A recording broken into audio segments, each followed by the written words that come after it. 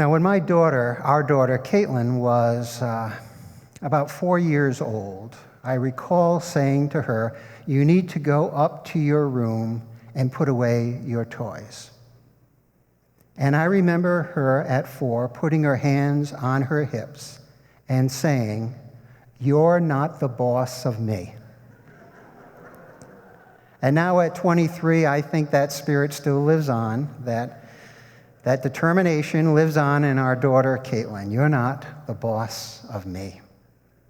So that's what's going on in Jonah. God has called Jonah to go to the Ninevites and speak a word. But in effect, Jonah says to God, "You're not the boss of me." And he gets on a ship going in the opposite direction from what God would have Jonah do. And so in the chapter which Julie read for us, a big storm comes up. And at first the sailors throw the cargo over, hoping to lighten the load so that the ship would stay afloat. And then they drew lots to see why God was so angry and who God was angry at, and it falls upon Jonah. And they still don't want to throw Jonah overboard, and so they row even harder. And then when the boat is at risk of sinking, finally Jonah says, "Throw me in. It's all about me. It's because I've run away from my God. Throw me into the water." And so they cast him, and the sea becomes still, and he is swallowed by a big fish. Now, in Oregon, they think it's a big salmon. Here in Massachusetts, it could be a big cod, or it could be a big whale. And for 3 days, Jonah is in the belly of the salmon, the cod, or the whale. Take your pick. And 3 days is one of those symbolic times. Think of Jesus in the tomb for 3 days, and then he comes out resurrected. It is symbolic of transformation. So in the second chapter, we hear this prayer of Jonah to God. "The waters closed in over me, O God. The deep surrounded me. Weeds were wrapped around my head. At the roots of the mountains, I went down to the land whose bars closed upon me forever. Yet you brought up my life from the pit." There is this prayer of Jonah asking God to forgive him for running away. And then this awareness that God will rescue him even in the belly of the salmon, the cod, or the whale. And then we have this powerful verse, chapter 2, verse 10. "Then the Lord spoke to the fish, and it spewed Jonah out upon the dry land." Now, when I was 9 years old, we didn't have childcare. So the kids had to stay in worship. And I remember falling asleep at many a sermon. The preacher would always be talking over my head. And I would be daydreaming, I would be napping, I would have some toys that my mom would give to me to keep me quiet, but I rarely listened to what the preacher was saying until chapter 2, verse 10. "Then the Lord spoke to the fish, and it spewed Jonah out upon the dry land." Now, if you read the King James Version, it says this. Now, hear this through the ears of a 9-year-old boy. "Then the Lord spoke to the fish, and it vomited Jonah out upon the dry land." And I thought as a kid, how cool is this? Finally, something interesting, something kind of gross, something I can talk to my friends about. The big whale vomits. Get a picture of this? A whale vomiting Jonah up on the beach, covered. Huh? Pretty cool? 9 years old? Pretty cool. So now I'm hooked on the story. Jonah, who has gone in the opposite direction from God, not wanting to go to the Ninevites and speak a word of challenge, God brings about a storm. They throw him overboard. He gets swallowed by a big fish and then gets vomited up on the sand. Now, why was it that Jonah didn't want to go to Nineveh? Who were the Ninevites? They were the enemy. It was the capital city of one of the great empires that time and time again had conquered Jonah's people, the Hebrew people, the people of Israel. The Ninevites were the enemy.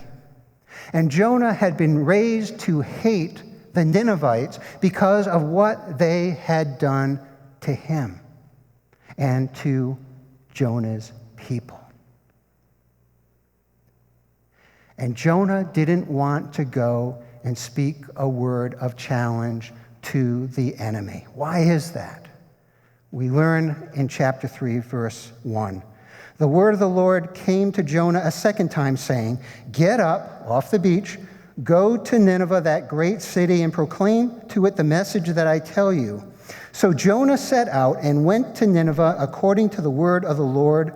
Now Nineveh was an exceedingly large city, a 3 days' walk across. And Jonah began to go into the city, going a day's walk, and he cried out, 40 days more and Nineveh shall be overthrown.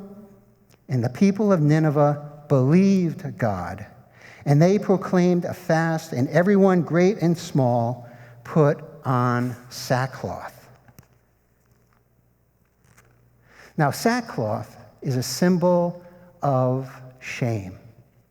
It's an acknowledgement by the people of Nineveh that they have taken a wrong turn. They have taken the wrong road, and they are asking God to forgive them.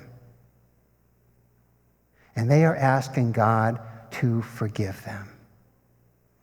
And then we hear this in verse 10. When God saw what they did, the Ninevites, how they had turned away from their evil ways, God changed God's mind about the calamity that God had said that God would bring upon them, and God did not do it. God forgives the Ninevites. God forgives the enemy of Jonah's own people. God forgives those people that Jonah hates. There's something about the human spirit where we, the human condition, wants revenge, right? Just think about our own judicial system, our own prison system. The United States incarcerates more people than any other country in the world. I remember some years going to the Oregon State Penitentiary to visit a church member. And the chaplain there was from Ireland, and his name was Tom. And Tom was an Irish priest who had been serving in the penitentiary, serving the prisoners for about 20 years. And he said, "Kent, it's interesting that in Ireland, there are approximately the same number of people in the whole country as there are in the state of Oregon." He said there are about 7 million people in Ireland, and there's about 7 million people living in Oregon. Yet, in Ireland, there are 3,000 people in prison. And in Oregon, there are 300,000 people in prison. There's something about the spirit of retribution, of revenge, of punishment. And Tom said, it's not that the people in Ireland, in my home country, are so much better. It's that they have alternatives to punishment. They have community service. They have a way of making amends for those that they have hurt, rather than putting people in prison. There's something in the human condition where we want revenge, where we want punishment. Jonah wanted to punish the Ninevites because he had been raised to hate them. They were the ones who had wronged his people, the Hebrew people.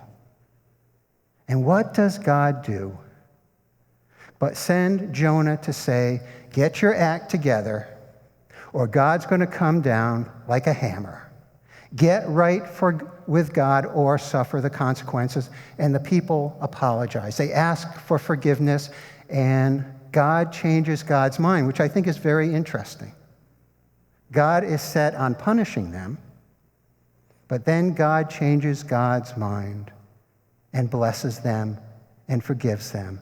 So how does Jonah respond? Chapter 4. But this was very displeasing to Jonah, and he became angry.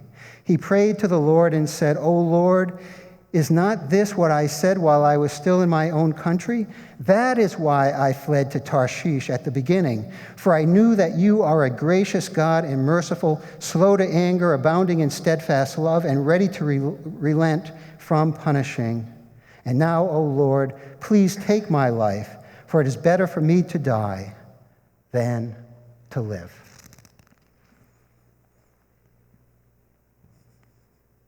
So Jonah is sort of the 4-year-old in the story. Jonah wanted the Ninevites to be destroyed, this massive city to be ended. And when God forgave, Jonah becomes angry at God, and it said, "It's better that I die than for you to allow my enemy to live." This is a window on Jonah's heart, soul, and mind. And there's a reason that we tell this story 3,000 years later, because it is the human condition. Anybody here ever been wronged? Yeah? Anybody here besides me ever hold a grudge? Yeah. It's the human condition. Some of us, more than others, hold on to old wounds and old grudges and old resentments. Someone once said that holding on to bitterness and resentment, it's like eating rat poison and expecting the other guy to die. Right? We're the ones who suffer, right? Jesus talks about forgiveness time and time again because he knows that we pay the price. When we hold on to old wounds and grudges and resentments, when we say the other is the enemy and we want the worst for them, we are the ones who begin to die inside. That's what's going on with Jonah. Standing in for the human condition, holding on to this resentment and hurt, and when God chooses to forgive, to be gracious towards the enemy, Jonah says, "Then take my life. Because if I can't have my anger, if I can't have my enemy, I'd rather die." Wow. What a way to live, huh? What a way to live. The poet William Stafford says, "The real enemy is the one who tells us who to hate. The real enemy in life is the one who tells us who to hate. Those are the ones we are to be wary of." So this is a story of God's compassion, God's grace. And it's true that we want to receive that grace for ourselves, but it can be difficult for us to extend that grace to another. In the 20 years that I was pastoring in Oregon, I had an antagonist. Someone in the community, not in the church, but someone who time and time again crossed boundaries and made my life difficult. And for a time, I held on to that grudge towards this person who time and time again, you'd try to set boundaries, the person would cross the boundaries and made my life difficult. Have you ever had an antagonist in your life?